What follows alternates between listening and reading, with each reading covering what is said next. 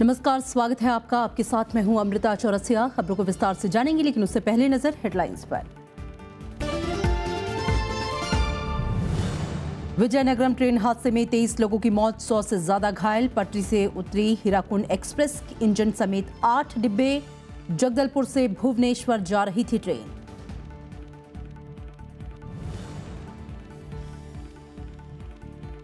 अध्यादेश की मंजूरी के बाद मदुरई में जल्लीकट्टू प्रतियोगिता आज। मुख्यमंत्री पनीरसेल्वम करेंगे उद्घाटन। कानून बनाने के लिए विधानसभा में विधेयक पेश करेगी सरकार।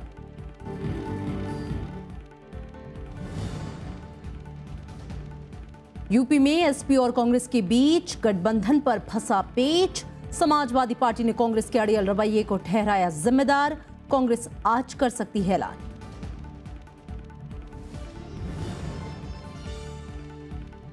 गोवा में आचार संहिता के उल्लंघन पर चुनाव आयोग की अरविंद केजरीवाल को फटकार, कहा होगी सख्त कार्रवाई। केजरीवाल का अदालत में चुनौती देने का ऐलान।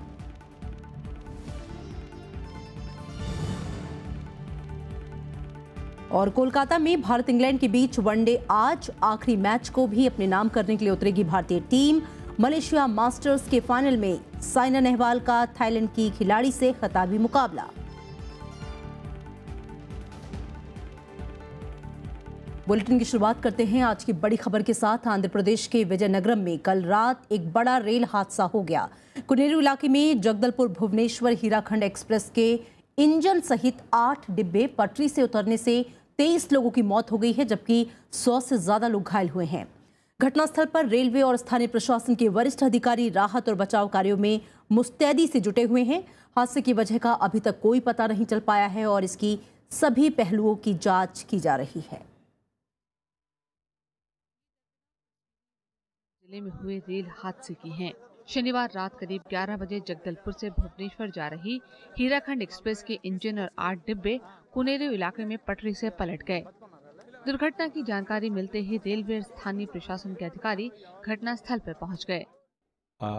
आंध्र प्रदेश के कुनेरू स्टेशन जो विजयनगरम डिस्ट्रिक्ट में पड़ता है, वहाँ जो 18448 जगदलपुर भुवनेश्वर हीराखंड एक्सप्रेस की जो दुर्घटना हुई है, उसकी उस पर अपडेट ये है कि इसमें 23 लोगों के मारे जाने की अभी तक पुष्टि हुई है और 36 लोगों को घायल होने की खबर है।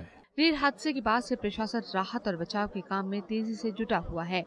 बोगियों को काटकर मुसाफिरों को बाहर निकाला जा रहा है, जबकि घायलों को विजयनगरम और रायगढ़ के जिला अस्पतालों में भर्ती कराया गया है। घायलों को रायगढ़ के अस्पताल में एडमिट कराया गया है।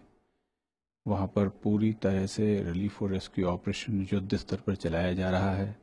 हमारी मेडिकल ट्रेन जो पहुंची हुई है वो विक्टिम्स को अटेंड कर रही है। लोकल डॉक्टर्स अटेंड कर रहे हैं और लोकल एडमिनिस्ट्रेशन जो दोनों जिले के हैं, रायगढ़ डिस्ट्रिक्ट के भी और विजयनगरम डिस्ट्रिक्ट के भी, दोनों असिस्ट कर रहे हैं। रेलवे की ओर से बंद पड़े ट्रैक पर आवाजाही बहाल करने की कोशिश की जा रही है।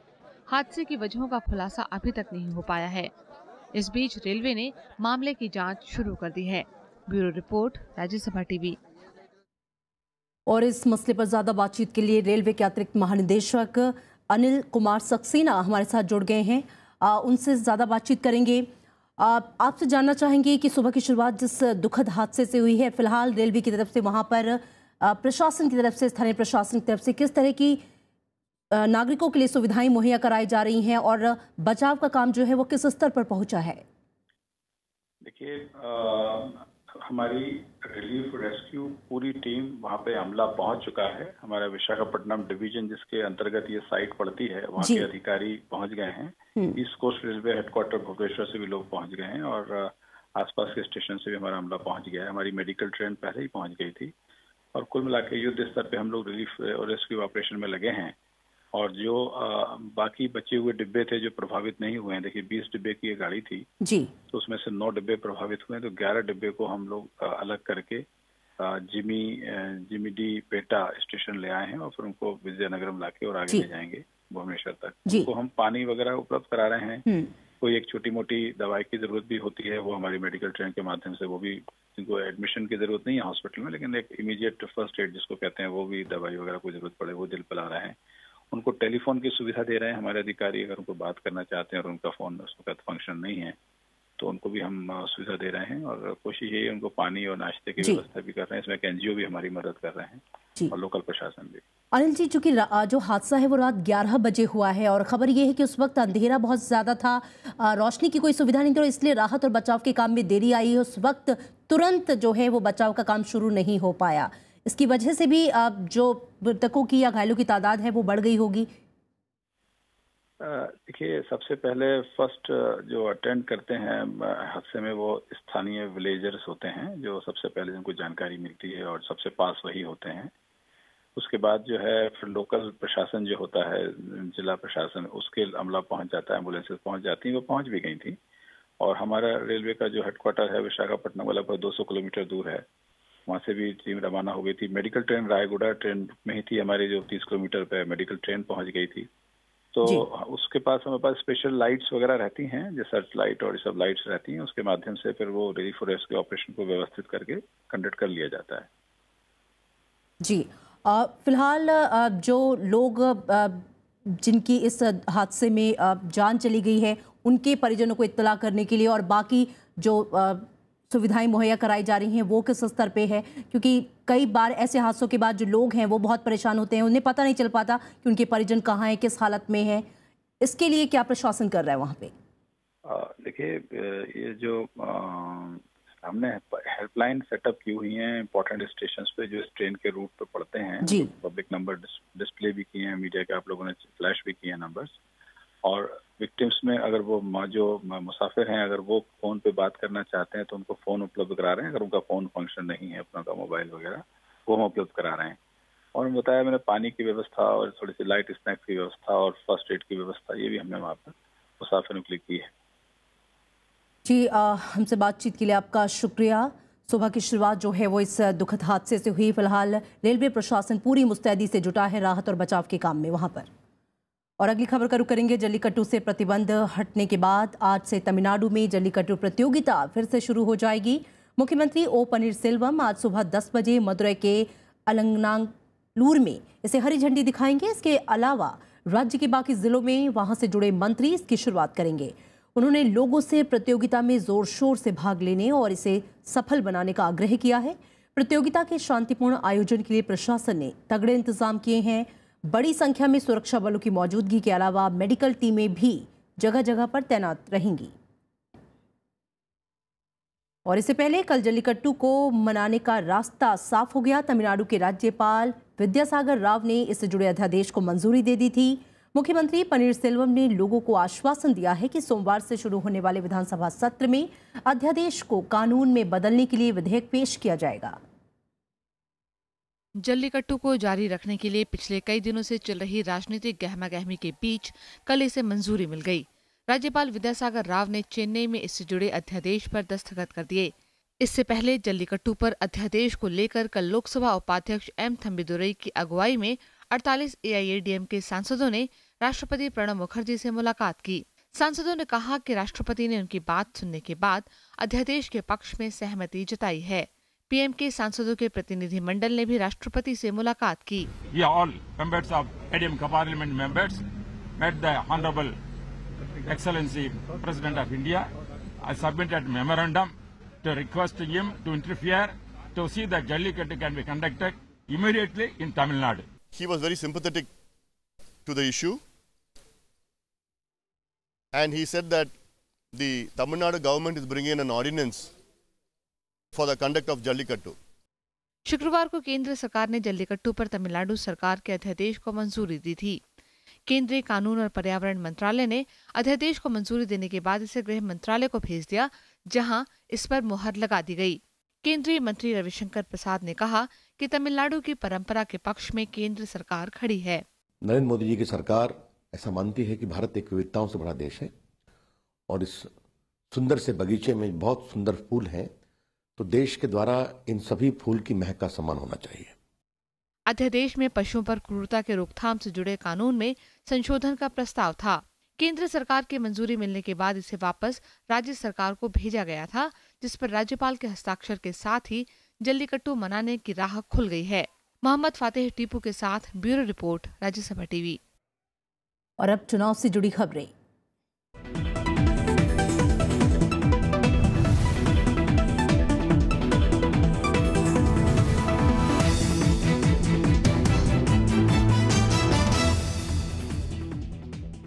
उत्तर प्रदेश में समाजवादी पार्टी और कांग्रेस के बीच गठबंधन अब संकट में आ गया है। दोनों पार्टियों में सीट बंटवारे को लेकर अभी भी असहमति बनी हुई है। समाजवादी पार्टी ने यह साफ कर दिया है कि वो कांग्रेस को 100 सीट से ज्यादा नहीं दे सकती, जबकि कांग्रेस 120 सीटों की मांग कर रही है। कांग्रेस के वरिष्ठ नेता गुलाम नबी आजाद ने कहा कि उनकी पार्टी रविवार तक का इंतजार करेगी। माननीय मुख्यमंत्री जी ने 100 सीटें कांग्रेस को देने का ऑफर दिया, लेकिन कांग्रेस 120 से कम पे मान नहीं रही थी। हम लोगों ने कांग्रेस वालों से कहा कि 234 हमारे सिटिंग विधायक हैं, हमें उनको टिकट देना है, बाकी कुछ और लोग हैं जो लड़ेंगे, तो 300 से कम सीटों पे हम लड़ ही नहीं सकते हैं। मुख्यमंत्री जी ने कहा नहीं, हम इससे ज्यादा नहीं दे सकते, तो कांग्रेस वालों ने कहा फिर हमारा गठबंधन नहीं हो सकता है। और हमारे संवाददाता पंचानंद मिश्रा हमारे साथ फोन लाइन पर जुड़े हैं, उनसे ज्यादा जानकारी लेंगे। पंचानंद, दोनों पार्टियों के बीच पिछले कई दिनों से हम देख रहे हैं कि गठबंधन के लिए कोशिशें की जा रही हैं, लेकिन पेच कहीं ना कहीं फंसा हुआ है। जानना चाहेंगे आखिरकार कहां पे असहमति बनी हुई है, और आज क्या हम ये उम्मीद करें कि आज सब कुछ साफ हो जाएगा कि गठबंधन होगा भी या नहीं? जी हाँ, देखिए अमृता, पिछले करीब 4 दिनों से ये बातचीत चल रही है कांग्रेस के और समाजवादी पार्टी के बीच में गठबंधन की कोशिशों को लेकर। लेकिन अचानक कल ये हुआ कि कांग्रेस पार्टी ज्यादा सीटें मांग रही है, समाजवादी पार्टी ने कहा कि इतनी सीटें दे नहीं सकते, और खबरें ये भी है कि कांग्रेस कुछ और कम सीटों पर आ गई। जैसा कि कहा गया कि 100 सीटों के आसपास आ गई, लेकिन बात सिर्फ सीटों की नहीं है। जैसा कि 20 सीटें अगर एक्स्ट्रा मांगी जा रही हैं, तो बात सिर्फ उतनी ही नहीं है। जो प्रमुख बात है वो ये है कि कौन सी सीटें मांगी जा रही है। जैसे कि रायबरेली और अमेठी, आप इसका एग्जाम्पल ले सकते हैं। तो कांग्रेस का कहना है कि वहां से वो लोकसभा के दोनों उनके सांसद हैं, तो सारी सीटें उनको मिलनी चाहिए, वो सारी सीटों से लड़ना चाहते हैं, वहां उनके सेंटिमेंट्स हैं, वो उनकी परंपरागत सीट है। तो ये एक जो ऐसी बात है जो समाजवादी पार्टी के गले नहीं उतारी, क्योंकि वहां पर समाजवादी पार्टी का बेस पिछली बार लगभग सारी सीटें, 10 में से 7 सीटें उन्होंने जीती थी, उसको वो छोड़ने को तैयार नहीं है। तो कुछ एक ऐसी बातें हैं जो एक अड़ियल रुख बना हुआ है कांग्रेस की तरफ से, उस पर समाजवादी पार्टी सहमत नहीं है। तो ये हो गया कि गठबंधन लगभग ऐसा हो चुका है कि कोई गठबंधन नहीं हो सकता। लेकिन गुलाम नबी आजाद का जो बयान था उसमें अभी भी संभावना है, क्योंकि जिस तरह की राजनीति हम उत्तर प्रदेश में देख रहे हैं कि अपनी बात को कहना और उसके बाद से पलट जाना, तो ये अभी इस पे कुछ कह नहीं सकते। और आज के बारे में कहा गया है कि आज अगर एक घोषणा पत्र समाजवादी पार्टी का 11 बजे आने वाला है, तो उसके पहले तक कोई बात हो सकती है, क्योंकि हमें जो वरिष्ठ सूत्र पता लगे हैं उनसे पता लगा है कि सोनिया गांधी ने खुद चिंता जाहिर की और बीच में एक इंटरवीन करने की कोशिश की है इस गठबंधन को आखिरी रूप देने के लिए। तो हो सकता है कि आज कोई अगर चमत्कार हो तो हो सकता है गठबंधन हो भी सकता है, लेकिन फिलहाल तो यही दोनों तरफ से कहा जा रहा है कि लगभग टूट के कगार पे है और आखिरी कोशिश जारी है और आज का इंतजार करना होगा। यानी कि आज एक आखिरी कोशिश होगी, अगर वो कोशिश कामयाब नहीं होती है तो शायद गठबंधन टूट भी सकता है। आपसे पंचानंद जानना चाहेंगे कि समाजवादी पार्टी के घोषणा पत्र को आज रिलीज करने की बात की जा रही है, क्या कुछ उत्तर प्रदेश की जनता उम्मीद कर रही है इस घोषणा पत्र से? देखिए, उन्होंने अपने 2012 का जो घोषणा पत्र जारी किया था उसमें जैसे उनकी जो स्कीम होती है वो लैपटॉप बांटने की, मोबाइल फोन की, तो इस बार मोबाइल फोन्स पे ये स्मार्टफोन जो होते हैं उस पर भी काफी बातें कही जा रही हैं। लेकिन हाँ, ये है कि घोषणा पत्र जो है वो किस तरह से चुनाव आयोग के आचार संहिता के दायरे में किस तरह से आता है, तो उस पर भी देखना होगा और वो उसका 11 बजे के आसपास पता लगेगा। लेकिन उसके पहले सबसे बड़ी जो सबकी निगाहें इसी पर है कि क्या यूपी में 4 अलग अलग कोने होंगे चुनाव के, बीएसपी, बीजेपी, सपा और कांग्रेस, या फिर कोई गठबंधन होगा, क्योंकि इसका इंतजार यहाँ पर सबसे ज्यादा अगर किसी को है तो वो यूपी कांग्रेस के खेमे को है, क्योंकि गठबंधन नहीं होने से जब सबसे ज्यादा निराशा जो नजर आई हमें वो इस कांग्रेसी खेमे में नजर आई। तो हमें देखना होगा कि क्या ये अगर एक सेकुलर अलायंस एक बनता है तो ये कितनी चुनौती देता है बीजेपी को और बीएसपी को, क्योंकि अगर ये नहीं बन रहा है तो ये आरोप कहीं ना कहीं लग रहे हैं कि बीजेपी और बीएसपी को वॉकओवर जैसा दिया जा रहा है। तो सबसे बड़ी निगाहें जो बड़ा जो डेवलपमेंट है वो आज का यही हो सकता है कि इस गठबंधन पर सबकी निगाहें होंगी। बिल्कुल, सबकी निगाहें हैं कि क्या ये गठबंधन होता है या नहीं और समाजवादी पार्टी के घोषणा पत्र में क्या कुछ खास होता है। शुक्रिया हमसे बातचीत करने के लिए। उत्तर प्रदेश में कांग्रेस और समाजवादी पार्टी के बीच गठबंधन पर तस्वीर साफ नहीं हो पाई है। पेच सीट बंटवारे को लेकर फंसा हुआ है। मौका पाकर बीएसपी और बीजेपी दोनों पार्टियों पर तंज कसने शुरू कर दिए हैं और इस बीच समाजवादी पार्टी आज अपना घोषणा पत्र जारी करेगी। कांग्रेस और समाजवादी पार्टी के बीच करीब 3 महीने से जारी बातचीत अब भी बेनतीजा है। सीट बंटवारे को लेकर दोनों पार्टियां आम राय नहीं बना पा रही। समाजवादी पार्टी ने शुक्रवार को जो लिस्ट जारी की उसमें कई सीटें ऐसी हैं जिनमें कांग्रेस के सिटिंग विधायक हैं। कांग्रेस इससे खासी नाराज है, पर गठबंधन पर उम्मीद नहीं छोड़ रही है। उनकी लिस्ट में जो 9 हमारे ऑलरेडी जो सीट्स थी उन पर उनके उम्मीदवारों का ऐलान जो है वो अफसोसनाक है। उसकी उनको एहतियात करना चाहिए था, लेकिन बातचीत जो है वो चल रही है और गुलाम नबी आज़ाद साहब इस काम में लगे हुए हैं और मैं समझता हूँ बहुत जल्द ये मामला सुलझ जाएगा। माना जा रहा है कि अमेठी और रायबरेली की सीटों पर दोनों दलों में ठनी हुई है। समाजवादी पार्टी ने इस पर साफ तौर पर कुछ भी नहीं कहा और आखिरी फैसला अखिलेश यादव पर छोड़ दिया है। अब क्या इसमें होगा कि उनसे सीट किसने मांगी है, कांग्रेस से संगठन में क्या राहुल जी की राय रही हो या कांग्रेस की राय रही हो, उस हिसाब से मुख्यमंत्री जी निर्णय लेंगे।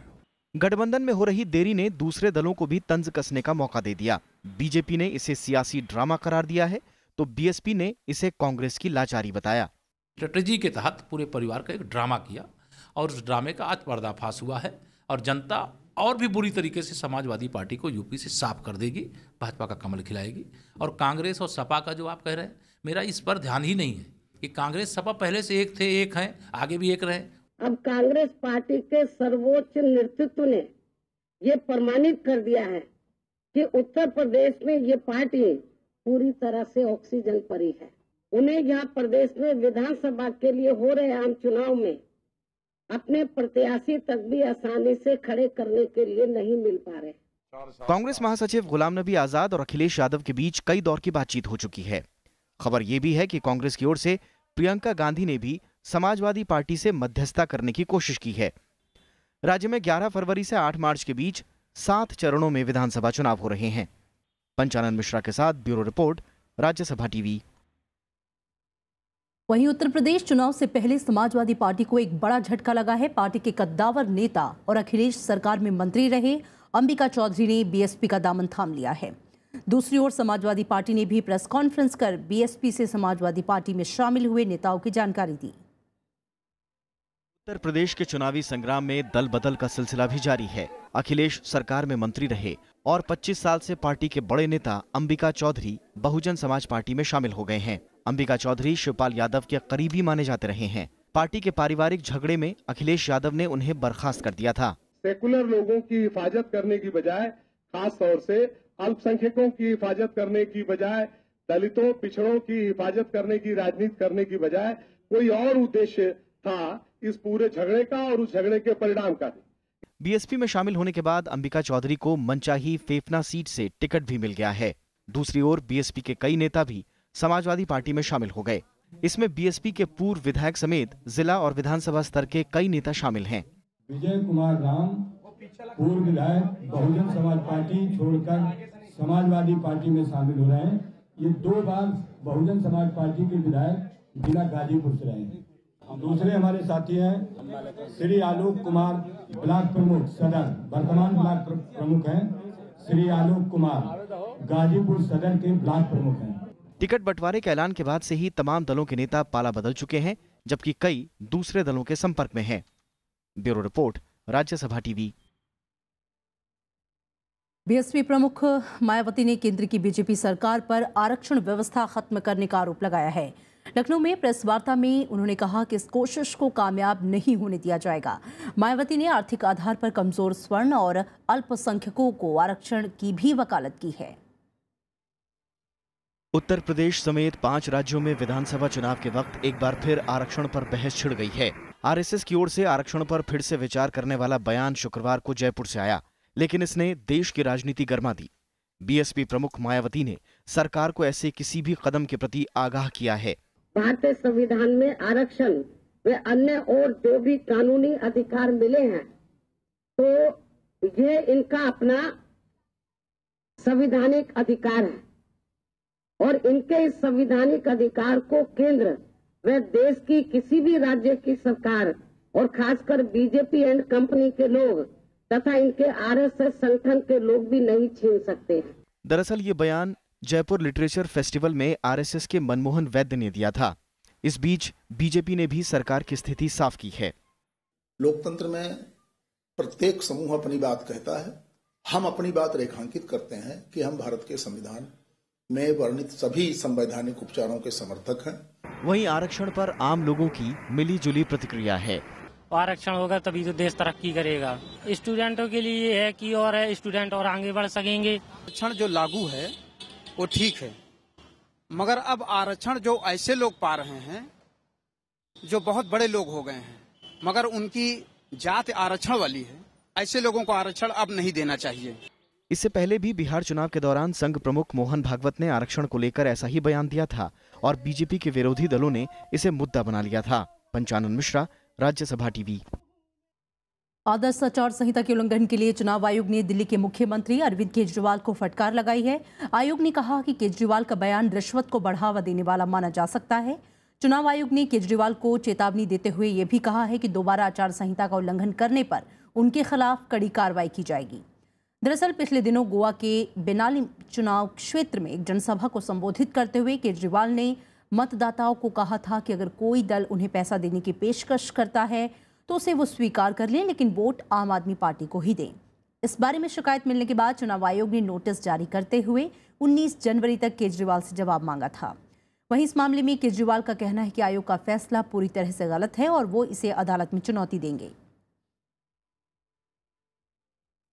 उत्तराखंड के लिए बीजेपी ने अपने बाकी बचे 6 उम्मीदवारों की सूची जारी कर दी है। चक्राता सीट से मधु चौहान और विकासनगर सीट से मुन्ना सिंह चौहान को उम्मीदवार बनाया गया है, जबकि हल्द्वानी से जोगेंद्र रौतेला उम्मीदवार होंगे। पार्टी ने इससे पहले 64 उम्मीदवारों की पहली सूची जारी की थी। प्रदेश में 15 फरवरी को एक दौर में मतदान होना है।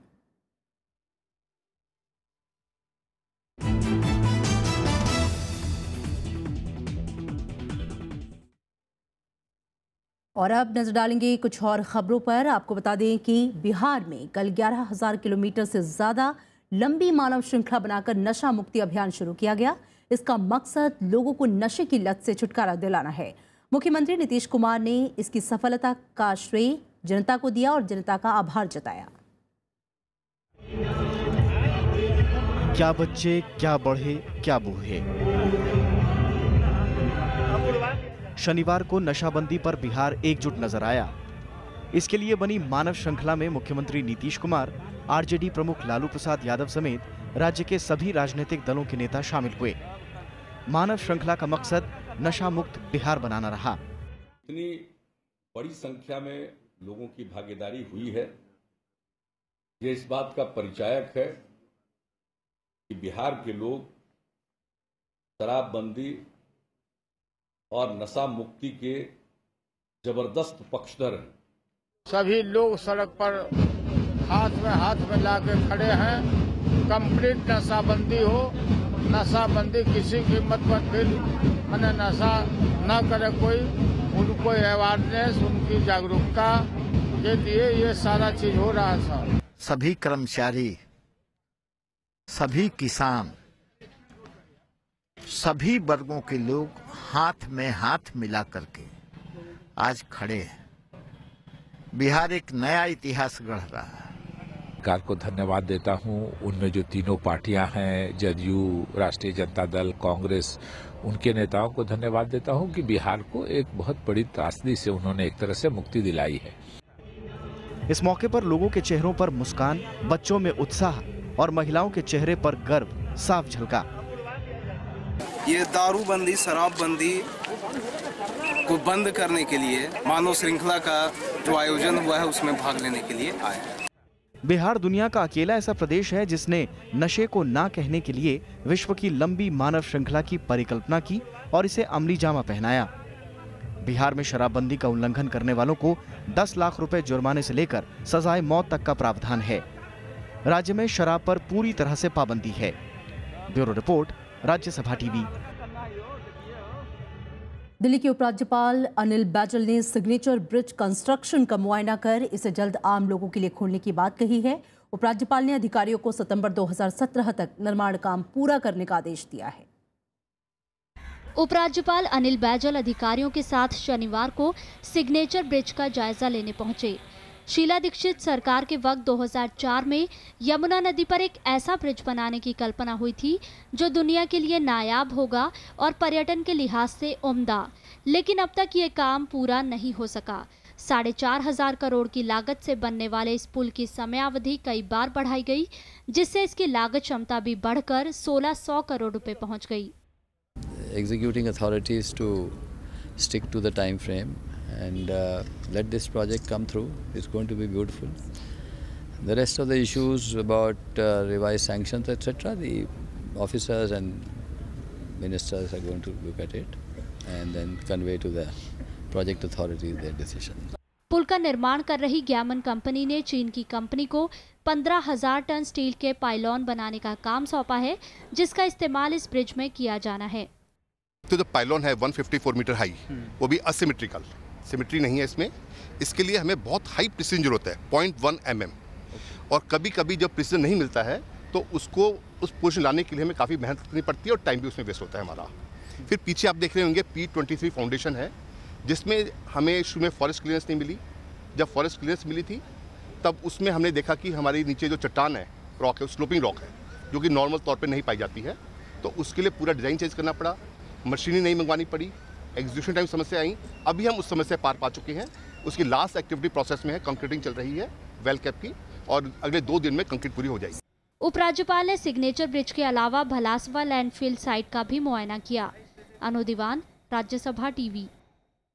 सरहद पार अनजाने में घुसे भारतीय सैनिक चंदू बाबूलाल चौहान को पाकिस्तान ने रिहा कर दिया है। पाकिस्तानी सेना ने चंदू चौहान को वाघा बॉर्डर के रास्ते भारतीय अधिकारियों को सौंप दिया। चंदू चौहान बीते 29 सितंबर को भटक कर सीमा के उस पार चले गए थे, जहां पे पाकिस्तानी सैनिकों ने उन्हें पकड़ लिया था। भारत और पाकिस्तान के सैन्य संचालक महानिदेशकों की हॉटलाइन पर बातचीत के बाद उनकी रिहाई का फैसला हुआ। पाकिस्तानी सेना के मुताबिक भारतीय जवान को सद्भावना और सीमा पर शांति और दोस्ती का माहौल बनाने की कोशिश के तहत रिहा किया गया है।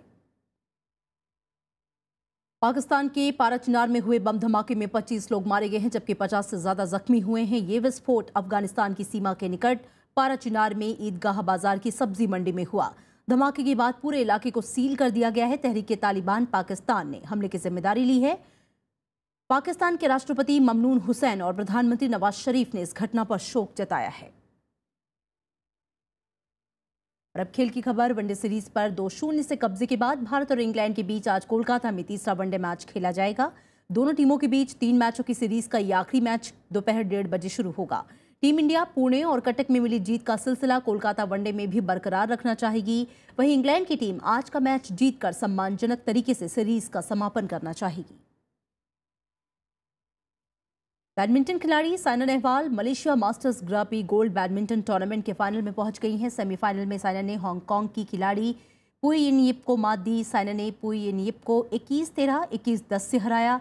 32 मिनट तक चले मुकाबले में पहले सेट में साइना पिछड़ गई, लेकिन एक बार बढ़त बनाने के बाद उन्होंने विपक्षी खिलाड़ी को कोई मौका नहीं दिया और इसी के साथ साइना साल के पहले खिताब को जीतने के लिए सिर्फ एक कदम दूर हैं।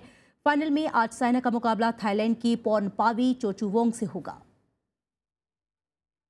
और अब चलते चलते एक नजर हेडलाइंस पर। विजयनगरम ट्रेन हादसे में 23 लोगों की मौत, 100 से ज्यादा घायल। पटरी से उतरे हीराकुंड एक्सप्रेस के इंजन समेत 8 डिब्बे। जगदलपुर से भुवनेश्वर जा रही थी ट्रेन। अध्यादेश की मंजूरी के बाद मदुरै में जल्लीकट्टू प्रतियोगिता आज। मुख्यमंत्री पन्नीरसेल्वम करेंगे उद्घाटन। कानून बनाने के लिए विधानसभा में विधेयक पेश करेगी सरकार। यूपी में एसपी और कांग्रेस के बीच गठबंधन पर फंसा पेच। समाजवादी पार्टी ने कांग्रेस के अड़ियल रवैये को ठहराया जिम्मेदार। कांग्रेस आज कर सकती है ऐलान।